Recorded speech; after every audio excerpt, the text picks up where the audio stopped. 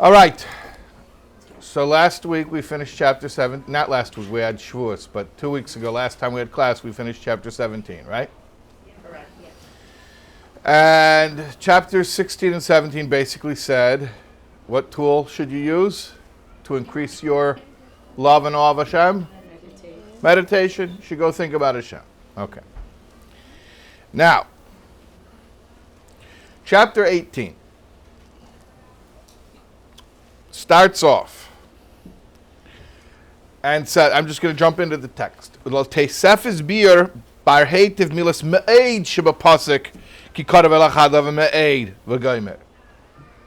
on the title page it said that the entire Sefer Shabbanim is based on the pasuk Kikarev Elecha Adav Me'ed. We're going to ask now, what does it mean not only that Torah is near to you, but it's very near to you? You have to know something for sure. Even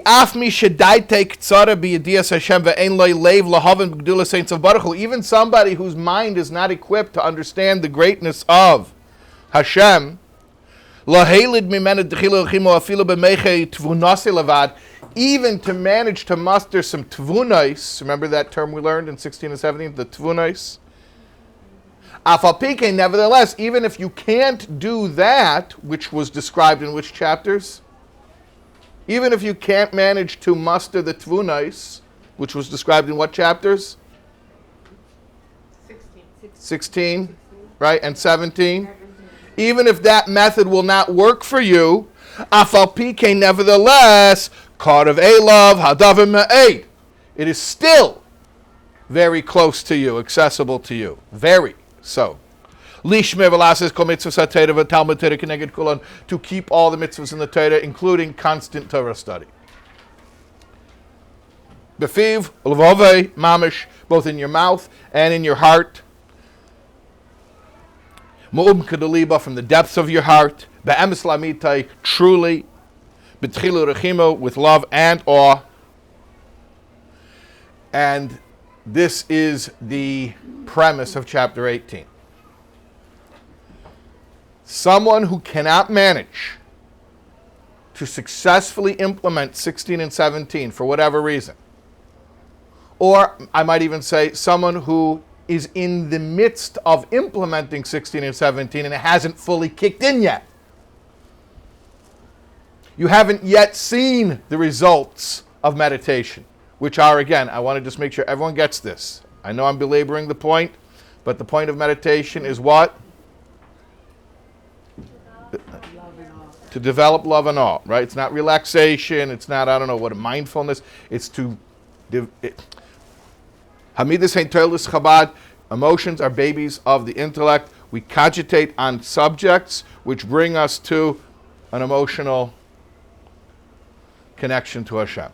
So, if you're not able to create sufficient love and awe of God through meditation, nevertheless, we have a method for you through which perfect adherence to Torah mitzvahs, and not just behaviorally, but also bilvave in your heart, emotional congruence to the behaviors, is accessible. Very accessible. You following what's happening here? Not really. Is it saying that even though you can't feel that very strong law that's odd, you can still... Now I'm going to stop you. Okay. You just said, even though you can't feel a very strong love and awe. No, that's what it said in 16 and 17. That even though you can't feel a very strong love and awe through meditation, you can still manage to generate enough of a love and an awe through meditation. Okay, yeah. This is saying even more. And what if you can't even do that? Look in the words what he said, that you can't even bring out the tvunais. You can't even do that. And nevertheless, we will still insist that observance of the entire Torah, including constant Torah study for a man, obviously the obligation to constantly study Torah is gender specific, it's for men.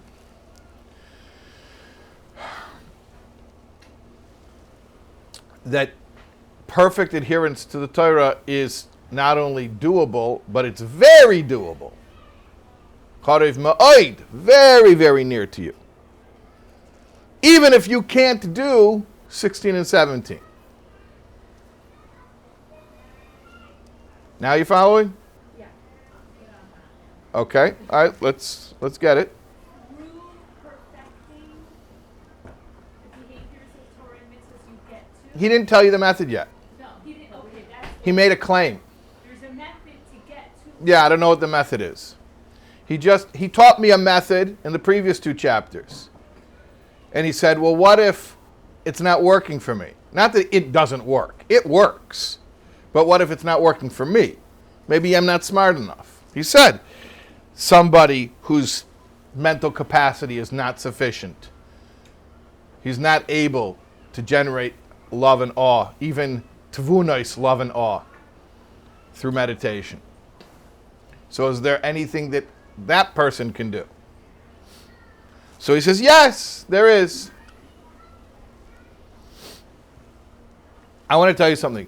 When I taught Tanya the last time here, we did not learn inside. We did not do the text. I would give it over outside, as we call it.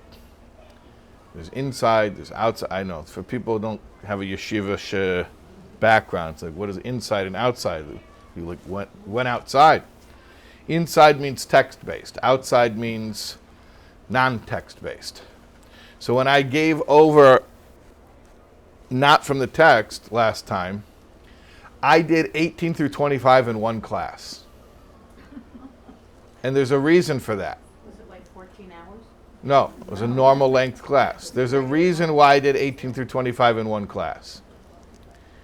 Yeah, and if you look in the Tanya map, it's all one color.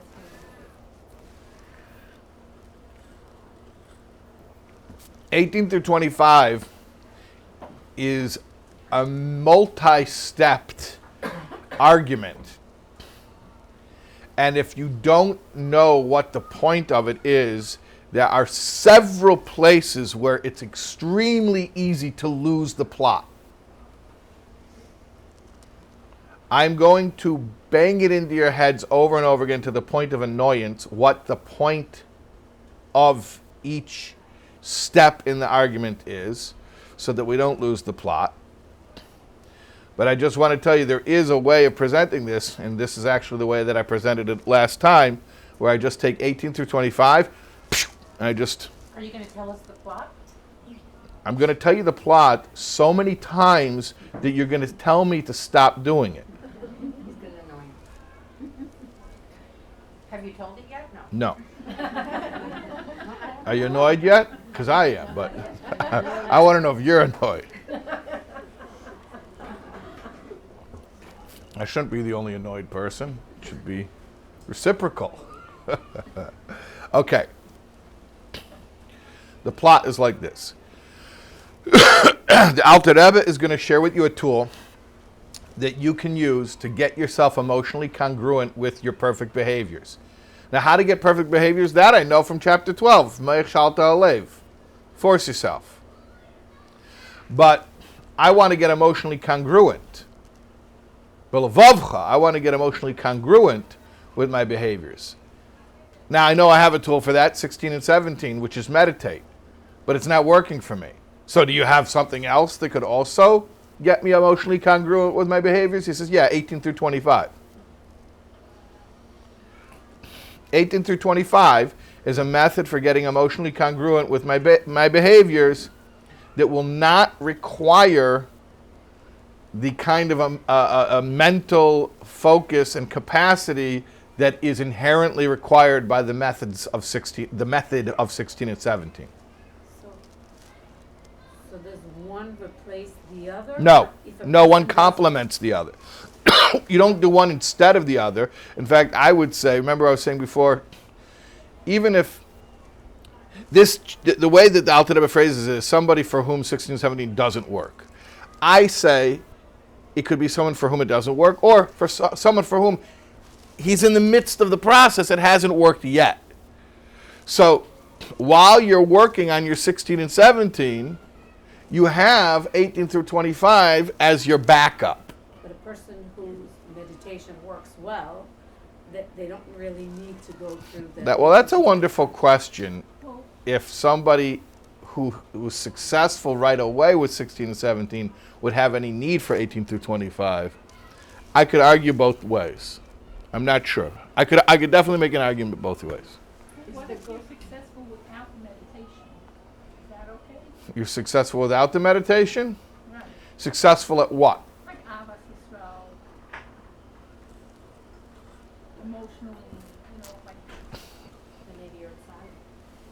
Yeah, maybe you're a tzaddik. Maybe it was matana. no, if you think that say you meet somebody who's not like exactly like you, whatever, but you're thinking about the neshama and where it comes from. Yeah, but there are mitzvahs that everyone's a tzaddik for. Everyone has a mitzvah or a few mitzvahs that you're a tzaddik about. But this would have to be something that characterizes your entire relationship with Hashem. So every mitzvah you naturally react to in this way would have to be what you're describing. Is the goal of 18 to 25 to get us to 16 and 17 in terms of the love? And Well, one way you could put it, well, okay, maybe I think I'm understanding what you're saying. The goal of 16 and 17 is the same goal as 18 through 25, which is love and awe, so that your emotions are congruent with your behaviors. They're just two different ways of reaching that state.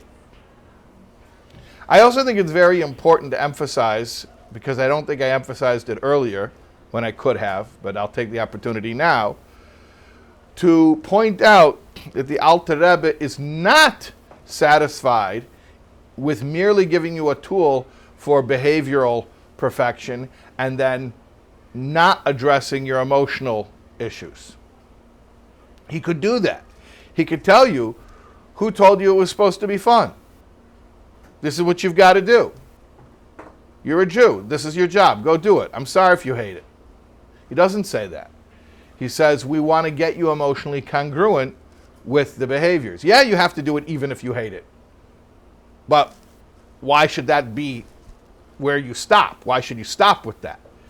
You may have to start with that. You have to do it even if you hate it. But that shouldn't be where you stop. You should come to love it, or at least appreciate it. Wait 1 second. I want you to understand why that's important. First of all, I wanted you to understand that it's important. Now I want you to understand why it's important. Why is it important? 2 reasons. One reason is because if you just keep hating it and the only tool you have is forcing yourself, there are many risks involved in that. Either eventually you're going to give up, you're going to just get tired of it, or maybe even a worse risk, you're going to walk around as a walking Chillul Hashem because you're going to just continue hating it and everyone's going to look at you and say, oh, that's how you feel when you live up to the standards of Torah and mitzvahs. So it's not really very practical. It's not viable. It's not a long-term way of life to just continue doing it without any emotional alignment to it. You have to get emotionally aligned or bad things are going to happen. So that's one reason why it's important. Another reason why it's important is a little bit more lofty, but I think you can handle it, is, well, why would you hold out on Hashem? Why would you tell Hashem, you have my behaviors, leave me alone. Why do you want my emotions too? Imagine a husband tells his wife, hey, it's enough, I did what you asked. I have to also like it. Now, to make a counter argument, there is something precious in doing something that you don't like just because someone you care for has asked you to do it. That's beautiful. From time to time. So we do that for Hashem all the time. You know, there are always going to be things for which we have to have Kabbalah Soil Malchus Shemayim. There are always going to be things left that we just have to force ourselves to do. So we're always going to have that Nasav and Nishma aspect of the relationship. But that shouldn't characterize the entirety of the relationship. There should be some things with which we are mostly emotionally aligned, so that we can say to Hashem, no, I actually want to do this. I'm enjoying this. So that's what we're trying to do now. We're trying to get ourselves emotionally aligned with the behaviors that we're committed to anyway. We're already behaviorally committed. Now we're trying to get emotionally aligned with it. So one method of getting emotionally aligned is to meditate and produce the Ava V'Yira, the love and awe, to get yourself emotionally aligned. That's one method. But if you can't manage that, or you're waiting for that to kick in, I have another method which will also produce emotions that will get you emotionally aligned with the behaviors. Yeah? Isn't the love more of Hashem more than of what I need to do, the behaviors? Isn't that what I'm trying to do? Well, is the love of Hashem? Yes, the love is love of Hashem. It's not love of And therefore, I will do what my beloved wants. Exactly. Yes, correct. Yeah. Yeah. If chapters 16 and 17 and chapters 18 to 25 are complementary, does Yes. the fact that 18 to 25 take 8 chapters to say it lend itself to more credence or more? Okay, so you're asking, that's a good question. How come 16 and 17 is 2 chapters and 18 through 25 is 8 chapters? Well, first of all, you remember everyone was asking me 16 and 17, okay, I got to meditate. What do I meditate on? And I said, wait, we'll talk about it later. That's 41 through 50. So 41 through 50 is going to tell you what to meditate on. So the meditation chapters are also long, maybe even longer than the... And those chapters apply to both 16 No. through 25? No, that's what I'm saying to you. 18 through 25 is not meditation. But here, let me give you a simpler answer. You want to hear something ironic? The Alter Rebbe doesn't call it this, but many Chassidim have a tradition that 16 through 17 is called the long way and 18 through 25 is called the short way. So the long way is 2 chapters, the short way is 8 chapters. You know why? Because the long way is easy to describe but takes a lifetime to implement. The short way is very hard to describe, but it's instantly implementable, if that's a word. 16 through 17 is very easy to describe the methodology. Go meditate. 18 through 25, as I told you, and I'm going to say again, is a multi-stepped process. And it is so multi-stepped that it's very easy to lose the plot. And I'm going to continually remind you of the point of these chapters as we go through them. In fact, I want to check in with you now. What is the point of 18 through 25? What's the goal? What are we trying to do? Love and awe. Okay? And if you're going to be more specific, love and awe without without meditation. Because one, otherwise you'll continue to do it and you'll hate it and it'll why am I trying to achieve emotional congruence? Okay, go ahead. Yeah, one reason. So that was the first reason, because then you'll come to hate it and it'll get so. So that I don't burn out, yeah. And what's the second one? I'm not.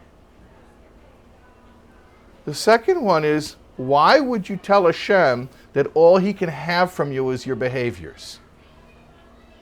I know you're not a tzaddik. Tzaddik means Hashem has your behaviors, your emotions, all one package, equally. But as close as you can come to that, you should try to come to that. You should say to Hashem, I know that I can give you my behaviors even without giving you my emotions. In fact, not only I can do that, that's how I start.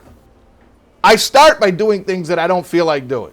That's what Meich Shalta Alev means, at least in chapter 12 when we introduced it. But I want to also give you my emotion. Like I told you, the husband who says to his wife, what do you care if I like it? What do you care if I feel for it? I did it. Are you enjoying yourself? No. But you told me to take you out for dinner, so I did it. Well, how dare you judge me for not liking it? I did it. Well, maybe taking out the garbage, I don't care if you like it. But this is something I would hope maybe something you would like. So you can't tell Hashem, you can, but it's not nice to tell Hashem, look, I've given you my behaviors. I'm a Beinoni. I'm doing everything you want. What do you care if I'm emotionally congruent with those behaviors? The answer is, what do you mean, what do I care? It's a relationship. And you should endeavor to give as much of yourself to Hashem as you can. Will you ever completely give Hashem your emotions? No, because if you could do that, you'd be a tzaddik. But you want to come as close as possible. But what if you're a very emotional person and you cry with a birthday card or something? Okay, what does that have to do with God? No, so it's you can cry and you daven and you cry. So what does that have to do with God? Someone who's just generally emotional, Right. so they get excited about everything. They'll get excited about God, they'll get excited about cake. Yeah, but you know there's a difference. I know the difference. This is God, this is a cake, but I'm crying about both of them. Godly cakes are the Godly cake. 18 to 25. Is the 18 to 25 the Chabad? In the beginning of the Shura, you said there's a thought in the feeling of Chabad and not. Is that what, the long way, short way, short way? The whole Tanya is a short, long way. A long, short way, rather. Because it takes a long time to implement. But I don't want to over-confuse you. But, if don't worry about it. Anyways, it's the fifth time you learn Tanya, I'll tell you about it. But if Tanya's the Beinoni book, why Yeah. isn't there a middle way? This is the middle way. I thought you said it's the short way, the long way. It's a long, short way. One of the short way, one of the long way, but the short way will. I think that's the Okay, let's not get confused. Let's continue. Yeah? I thought that meditation was with you for the rest of your life. Yeah, you're going to continue meditating. No one said to stop. Oh, okay.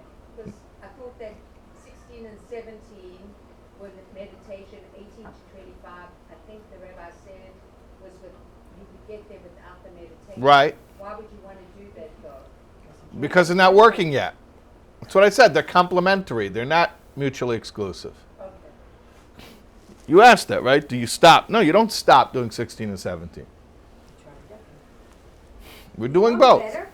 Is it better to get there through the meditation? I don't know what's better. We try everything. We do everything. Okay. Let's learn this chapter. Here's the method for getting emotionally congruent with Torah observance that does not require a meditation.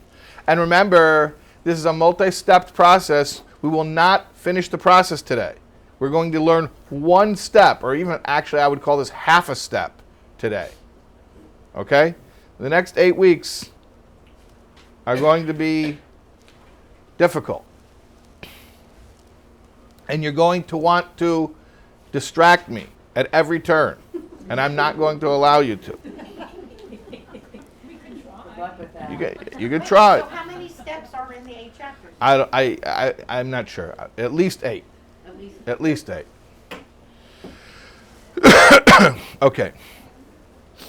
Shehi, and this method is Ave Musuteres Shebelev Klalos Yisrael, the hidden innate love that's in the heart of every Jew, She Yerushalayim Aveseino, that we inherited from our Aves. So what is it? It's a latent love. How did you get it? You inherited it from the Aves. So instead of producing love through meditation, you're going to go into the attic and open up grandma's chest that has the love that you inherited. You're not going to have to make any new love. You have pre-installed factory default setting love. A godly love. Yeah, of course, it's the love of God. Of course, it's the love of God. Yeah. Rak, however, here's the tricky part that's going to take 8 chapters. We have to explain, where does this love really come from and what is it? How is it an inheritance? And how does the love also have awe in it? Because you need both. You need love and awe. So basically, you're not going to have to create a new emotion. You're going to go dust off the old emotions that are already there. But we're going to have to understand a lot about these latent, innate emotions in order to be able to effectively use them. The concept is the Aves, the patriarchs, were called the chariot, meaning to say that they were completely surrendered to God, like a chariot is surrendered to the rider. It has no will of its own. ועל כן זכו להמשיך נפש ונשמה לבניהם אחריהם עד אלה מעשר ספירס דקדושה שעבר אלה מאצילוס בריאת יצירה עשייה לכל אחד ואחד כפי מדרגה כפי מעשיו. They therefore merited, it says their merit, not your merit, they merited by being totally surrendered to Hashem to be able to bequeath to their descendants a holy soul. He calls it a nefesh ruach neshama, which comes from the Eser Spheres of Kedusha, from one of the four worlds, either Atzilus, Bria, Yetzira, or Asiya. And there are different levels of that, but the bottom line is every descendant of the Aves, we're talking about every one that Halacha considers a Jew, has inherited from the Aves a certain type of spiritual energy.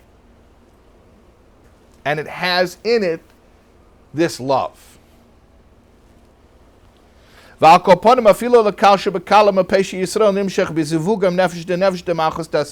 even the lowest Jew, even a Jew of the lowest spiritual standing, has this holy soul, even a lower iteration of that holy soul, but they have this holy soul. He calls it Kal Shebakalim. Shehi Medrega Tachtenish B'Kedusha So'asiya. But at the very least, they have a soul, even if it's from the lowest level in the lowest world, but it's a holy soul.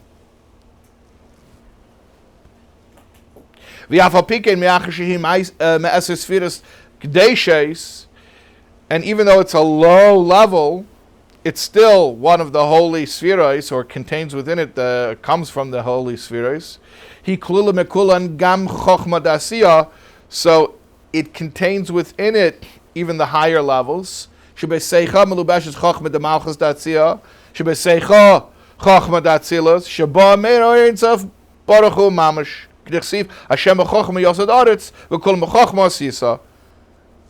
even in the lowest level, the Malchus Dasiya, is contained the highest level, the Chochma of Atzilos, which is united with the Infinite One himself. V'nimtza, comes out, bottom line.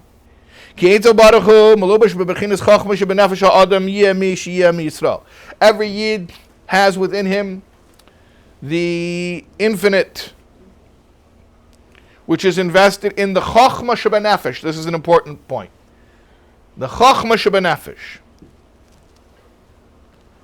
Ubechinas ha-Chochma Sheba, im Orein Tzav Baruch Hu, Melubash Ba, ha-Melubash Ba, Mispashatas B'chol, Bechinas Nefesh Kula, Lach Yesef Bechinas Reisha, Bechinas Ragla. And this Chochma spreads out over the entire person. K'dichsiv, ha-Chochma Tchaya Ba'aleha, Chochma enlivens the one who possesses it. It says in brackets, Ulapamim Mamshichim Paisha Yisrael Neshamas Geveyas Me'et Shaya Sometimes the lowest of the low, spiritually, end up giving birth to children who are from very high levels, and souls that were very lofty souls that were caught in the depths of Klippa, and then they ended up being born to these people. The point of that brackets is just that, yes, there are gradations of different types of spiritual levels within the Jewish people, but you know what? It doesn't matter. Yeah, the levels exist. We're not going to pretend they don't exist, but even with all the levels, there's a certain common denominator that is categorically identical in every single Jew, and which also is categorically different about every single Jew than the rest of the world.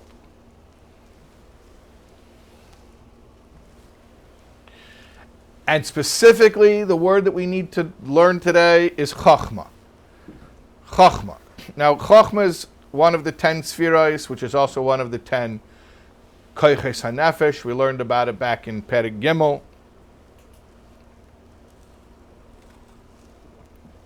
Chochma is the first of the spheros and the first of the koiches. And Chochma, for the purpose of this perek, is the trait or the capacity within the soul, every Jewish soul, that is connected to the infinite. And if we can activate that capacity of Chochma, then we're good. You following? Okay.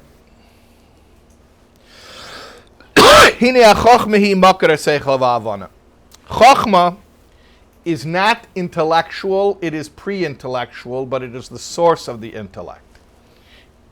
It's the source of understanding. Bina is real intellect. Bina is understanding. Chochma is higher than Bina. Chochma is pre-understanding. Call it even intuition or inspiration. They say Thomas Edison, when he wanted a new idea for an invention, he would take a nap with ball bearings in his hand, and he had a steel bedpan next to him. He would sit in a rocking chair and doze off, and as he would fall asleep, his hand would relax, the steel ball bearings would fall from his hand, and they would clang in the steel bedpan. He would be jarred awake, and he would have a new inspiration for an invention. Because the place where the invention ideas are is like, you can't sit there and cogitate and come up with it. It's got to come from higher than intellect. What? Will that work for you? No, don't. Well, don't we call that like the aha moment? When like, aha, I got an The aha is when the higher than intellect enters the intellect. Eureka, as they say in Latin. Chochma is higher than intellect, but it is the source of intellect. It's the source to intellect. That's in fact what the word Chochma hints to. Kayach ma. Chochma, 4 letters, is Kayach ma. The power of what? What means the X factor, the unknown. The unknowable. That which is off the charts of cognition. That which is incomprehensible. Which cannot be grasped yet in intellect. That's why God is at home there, because God cannot be intellectually grasped. So you can use your intellect to think about Hashem, and you should use your intellect to think about Hashem, but really Hashem is above intellect. So correspondingly, there's a place in you that's above intellect, which is much more at one with Hashem. Precognition, intuition. So that we call that Chochma. Sorry, is Chochma external? External? No, this is all internal. Why would you say external? Because it's almost like it's above you and you have to bring it into you.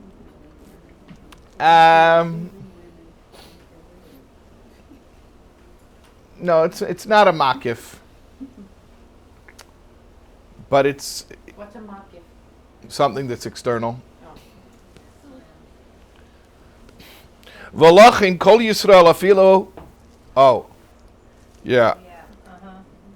So trigger warning. V'lachin kol Yisrael. By the way, I get hit on both ends. I just want you guys to know, I get emails and comments from people who are very, very uncomfortable with the fact that this is a women's class. I'm not joking. I think it triggers something in them. But, yeah, only men. We don't care less. Right. Different? One now. No, a bunch of different men. Crazy.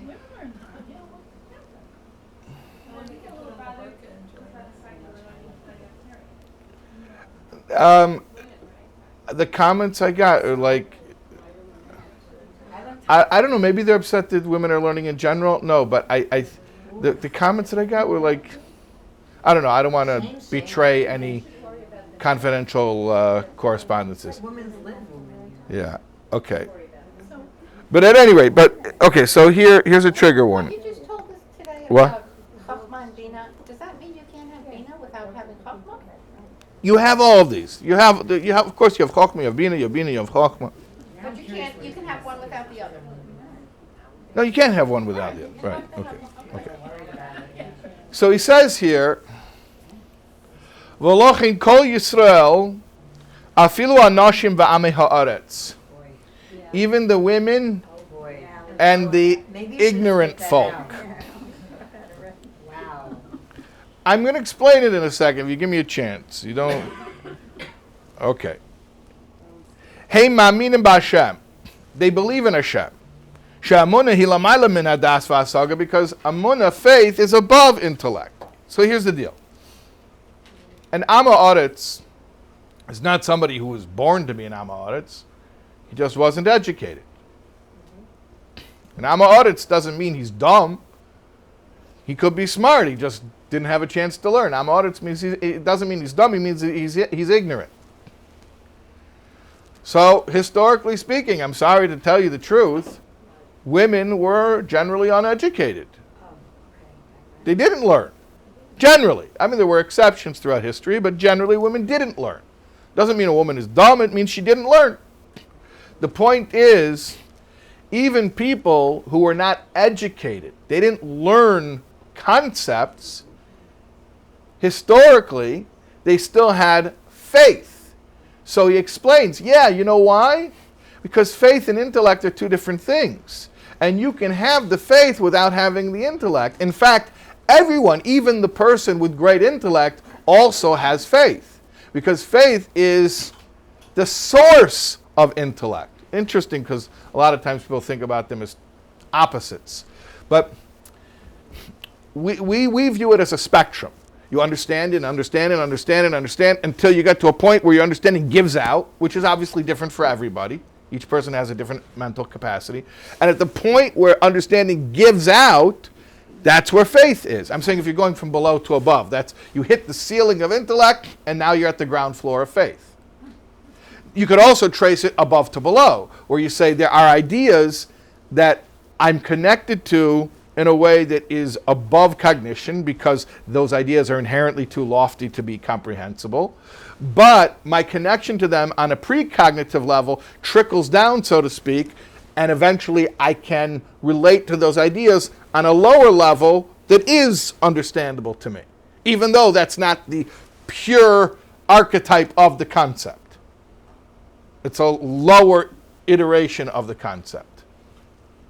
Yeah? Would you say that faith is the source of intellect? So we're saying here, faith is the source of intellect. Is the source of Chachma? Well, Chochmah, what we're saying now, is that Chochmah and faith are synonymous. Sometimes, other places in Chassidus, Chochmah is one of the intellectual faculties, and it is. They're both true. But in this context, Chochmah is not proper intellect like Bina is. It's pre-intellectual. And that's equivalent to Emunah. Faith, yeah. Yeah. And everyone has access to that, even if you don't have a great intellect, or even if you do have a great intellect, for that matter. Is that across the board accepted? Meaning, like, is there much focus on that? There's machlokes on everything. But that Chachma and Emunah are the same? Or is there a difference? Even in Chassidus Chabad, the concept is used differently in different places, which I just said a minute ago. I said it's used, in this context. Always remember, don't ever die on any conceptual hill in Chassidus because someone will find another mimer that disproves it. Everything is contextual. Yeah. Are we talking about the soul? Is Chachma part of the soul? Chochmah is part of the soul. Soul has 10 soul powers, chapter 3. And now we're describing in greater detail one of those 10 capacities, which is called Chochmah. Yeah? Is there any exclusion about women in chapter 17 when they talk about even someone without a brain in their head? There could be a woman without a brain in her head. But it's not mentioned in the Tanya. What? That has no exclusion about women there, right? No, it didn't mention women. No, it didn't say people. Right. So tell your detractors. Oh, very good. So when it said even right, as long as you have a brain in your head, you could do this. Right. So it didn't say except women. Right. Right. It didn't say that. Very good. Yeah. What? Say loud. How is Chochmah and Amunah together? Because Amunah is that which, not that I'm too lazy to understand, but that which cannot be understood. I think it's easier without the intellect. All the knowledge gets confusing trying to access it. Yeah, it is easier without intellect, but if you're an intellectual, you're not allowed to not use your intellect in your relationship with Hashem. What are you going to do? You're going to say, Hashem, I'm an intellectual, but I'm going to use my intellect for other things and not for you? Not allowed to do that. Is this faith transcends intellect? Is this what? Faith transcends intellect. Faith transcends intellect, yes. Faith transcends intellect, yes. Okay. Let's continue. Ki pesi yamen l'chol davar va'oram yovin v'geimer. Like King Solomon says, a fool believes everything, and a crafty person understands. A fool actually is not an insult in this context. It means there's a divine level, a holy level of fool, where you say, look, you get to a point where all of us are fools because you're talking about the infinite one. You just can't wrap your mind around it. Okay, when you can't wrap your mind around it, then you accept it on faith. So that's why Amunah is transcending intellect. Very good. Okay. When it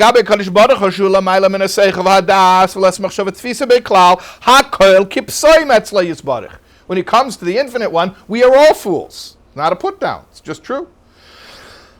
You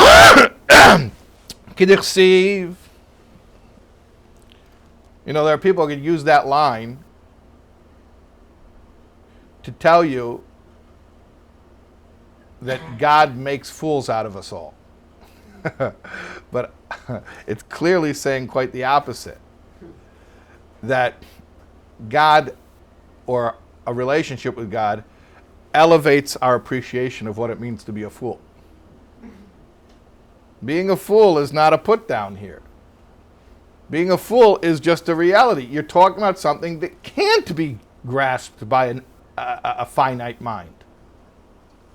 Okay, great. So then I will relate to it with my chokhmah, with my amunah, with my precognitive faculties. Is this where the tabuna comes in?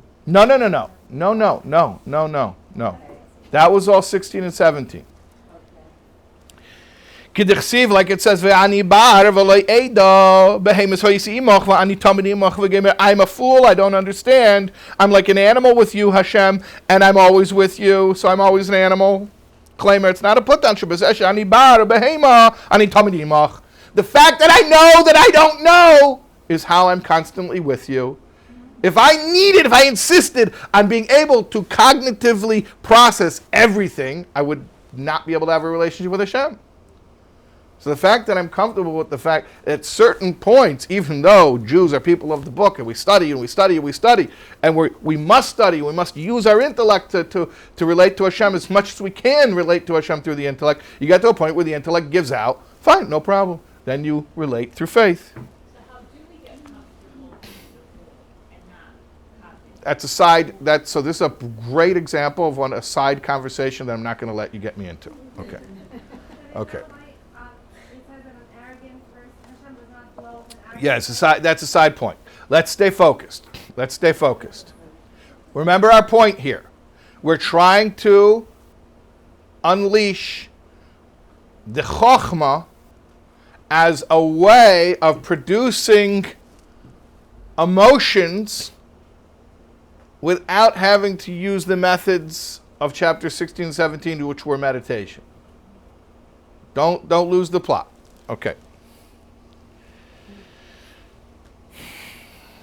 V'lochin, therefore, afilu kal shebekalim pasha Yisrael. Here's a crazy phenomenon throughout history. Even the wanton sinners, people who were totally not religious. They're wantonly not religious. Meisrim nafshim al kedushas Hashem al harayv. The majority of times you find that they were willing to die al kiddush Hashem, to sacrifice themselves, to be martyrs. Doesn't say every time, it says al harayv, majority of times. V'sevlim inuyim koshim shaloi lichper la'Hashem echad, and they would endure torture not to renounce God or the oneness of God.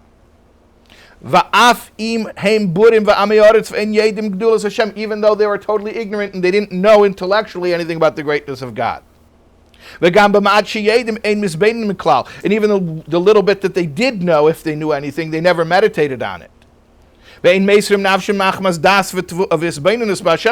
Clearly, when they were giving up their lives for Hashem, it wasn't because of anything they knew or meditated on, but rather it was without understanding, without meditation. But rather, why did they do it? As if it were impossible, as if they could not denounce the oneness of God, without any rational explanation. In other words, what is the Alter Rebbe doing here? He's making an argument. He's saying, historically, we see a phenomenon of irreligious Jews who gave up their lives to defend Jewish theology. Now you're going to say, well, there are martyrs in every religion. Yeah, religious martyrs in every religion. What we're saying here is we have people who would publicly eat the ham sandwich, but for some reason, when the Poritz would come and say, renounce the God of Israel, no, I won't do it. Well, why not? When I read this, I always think about the Daniel Pearl. That incident where he was intermarried. Daniel Pearl. He was intermarried. And how did he die? With I'm a Jew, my father's a Jew, my mother's a Jew. So what he's saying is, if you were to tell me that religious people die for their religion, yeah, I know that. Of course they do. People die for a lot of causes they believe in. But what the Alter Rebbe is citing is a peculiar idiosyncrasy of the Jewish people, that we have people who were not committed to the ideology their entire lives. They couldn't be bothered to not eat the ham sandwich. And now all of a sudden they can endure torture and death? Where does that come from? And if you're going to tell me, well, what about people who did convert? He says, al harayv. The majority of times they refused to convert. And you have to explain that, because if it happened once in history, it would be worthy of study. If it happened 1,000 times, now it's already statistically significant. But the fact that, unfortunately, it happened millions of times, there's something here.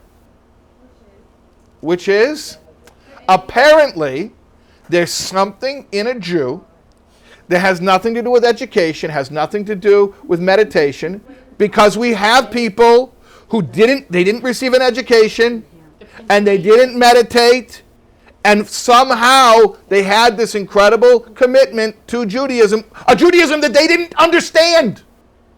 So where is it coming from, I ask you? Give me one word. Faith? Use a word from the chapter. Chokhmah. It's a precognitive capacity which was installed in the soul, not because of anything you did, but because who the patriarchs were, they merited to bequeath it to you. Yeah, so it's an innate love of Hashem. Innate love of Hashem.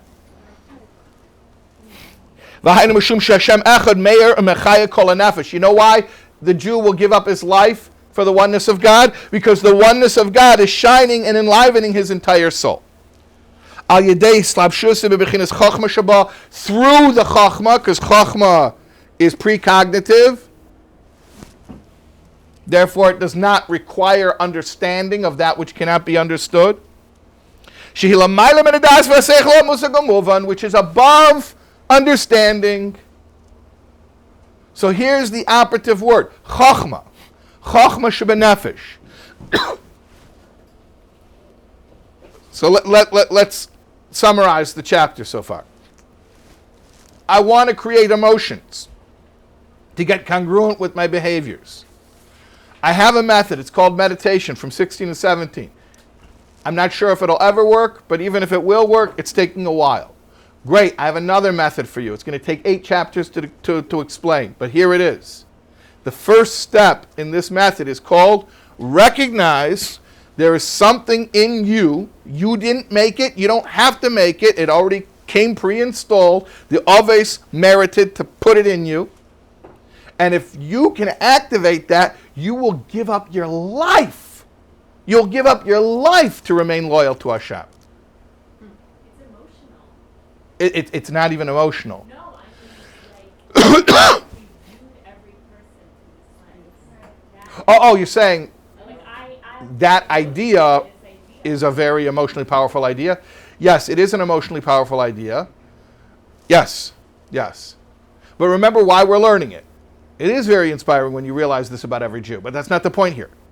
Remember the point here. The point is, I have no idea how to tap into it yet. He didn't tell me how to tap into it yet. I don't even know if it can be tapped into. But if we could tap into this thing, well, we know we have millions of cases, unfortunately, that prove that if you could tap into this aspect of the soul, you could make any sacrifice to remain loyal to Hashem. Well, if I could tap into that kind of dedication, that would be my emotional congruence with my behaviors. And that happens in the Spanish Inquisition. It happened throughout history. But massively. Yeah. The Inquisition. The Jews hung. They hung the Jews. But again, the point is not, it's not a history lesson. This is not a history lesson. The reason why we're learning this is because I know a phenomenon exists. Unfortunately, there are millions of case studies. I know a phenomenon exists, and that phenomenon is that Jews are able to remain loyal to Hashem in a way that transcends intellect. How do I know that it transcends intellect? Because millions of those people didn't have an intellectual connection to Yiddishkeit. They didn't have an intellectual connection. They weren't educated. And yet they were able to give up everything to remain connected to Hashem. So I know the phenomenon exists. My question is now, can we harness that? If we could harness that, then we could get ourselves emotionally congruent with observing Torah and mitzvahs. Okay? That's one step. Okay, that was chapter 18. That's just one step. It's not a half a step, it's a full step. Okay, call it a full step, sure.